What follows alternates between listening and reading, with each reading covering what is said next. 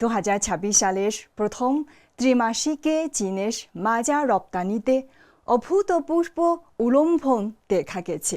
মাচা চায়ের কথা শুনেছেন তো, কিন্তু এই চোখ জুড়ানো সবুজ মাচা দিয়ে কি না হয়। দারুণ পুষ্টিকর এই উদ্ভিজ্জ খাদ্য কিন্তু বিশ্বজুড়ে ব্যাপক জনপ্রিয়। আর এ গ্রহের বৃহত্তম মাচা উৎপাদনকারী দেশ হলো চীন। এই সুপারফুডের নানা চমকপ্রদ তথ্য ও অর্থনৈতিক অবদানের কথা তুলে ধরছেন আমাদের বেইজিংয়ের সহকর্মী লাবণ্য লিলি।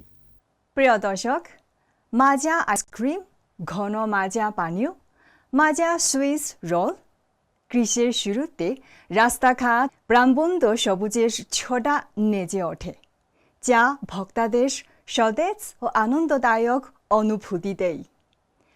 এক চিমটি মাজা গুঁড়ো দিয়ে আসলে কতটা বড় বাজার তৈরি করা যায়। 2026 সালের প্রথম ত্রিমাসিকে চীনের মাজা রপ্তানিতে অভূতপূর্ব উল্লম্ফন দেখা গেছে। চীনের প্রধান মাজা উৎপাদনকারী অঞ্চল হিসেবে জেজিয়াং প্রদেশ প্রথম ত্রিমাসিকে 1241.97 টন মাজা রপ্তানি করেছে, যার মূল্য ছিল 140 মিলিয়ন ইউয়ান। এই পরিমাণ গত বছরের অনুরূপ সময়ের তুলনায় 7.3 গুণ বা 730% বেশি, যা বাজারের প্রত্যাশাকে বহুগুণে ছাড়িয়ে গেছে। অতীতে বৈশ্বিক মাজা শিল্প দীর্ঘদিন ধরে জাপানের নিয়ন্ত্রণে ছিল, যার ফলে চীনে অভ্যন্তরীণ বাজার সম্পর্কে সচেতনতা কম ছিল এবং চাষাবাদ ও প্রক্রিয়াজাতকরণ ছিল ক্ষুদ্র পরিসরে, যা চাষিরা ঐতিহ্যবাহী সবুজ ও কালো চা চাষ করতে বেশি পছন্দ করতেন।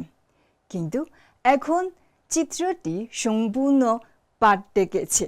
বিশ্বজুড়ে 54টি দেশ অঞ্চল থেকে প্রচুর অর্ডার এসেছে এবং জাপান, যুক্তরাষ্ট্র ও দক্ষিণ পূর্ব এশিয়া সহ নানা বাজারে 2027 সাল পর্যন্ত অর্ডার বুক করা হয়ে গেছে।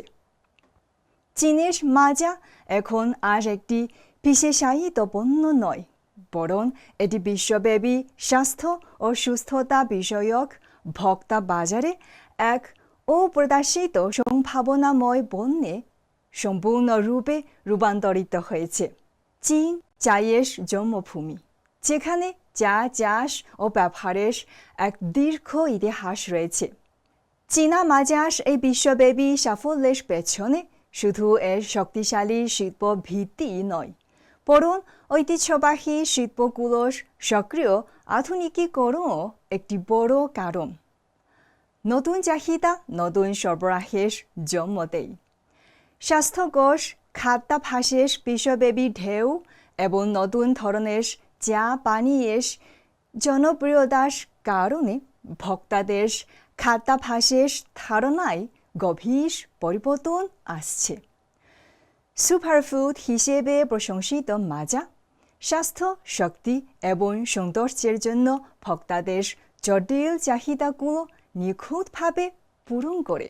সরবরাহ ও চাহিদা উভয়ের পরিবর্তনকে তীক্ষ্ণভাবে উপলব্ধি করে চীনের কিছু ঐতিহ্যবাহী চা উৎপাদনকারী অঞ্চল মাজা শিল্পের সুযোগ কাজে লাগাতে ও বাজারে নিজেদের অবস্থান সুদৃঢ় করতে দ্রুত তাদের সরবরাহ শৃঙ্খল উন্নত ও শক্তিশালী করেছে।